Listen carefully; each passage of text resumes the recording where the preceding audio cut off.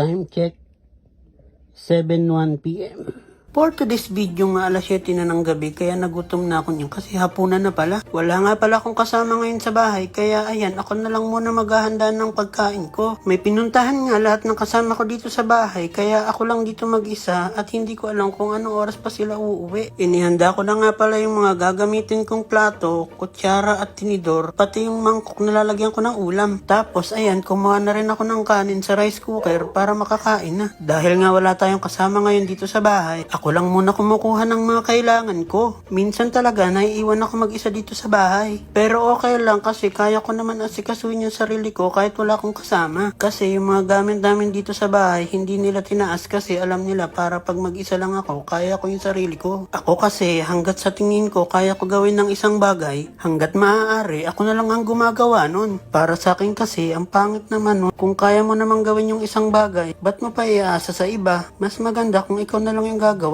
Total, kaya mo naman. Para sa akin lang yun ha. Ewan ko para sa inyo. Guys, ako lang mag-isa dito sa bahay. Ito ulam natin ngayong gabi.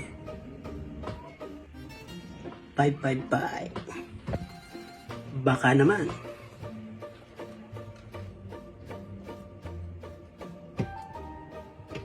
Wala tayong kasama ngayon, kaya ito lang muna ulam natin.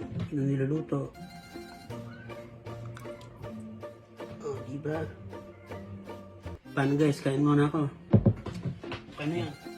Bye.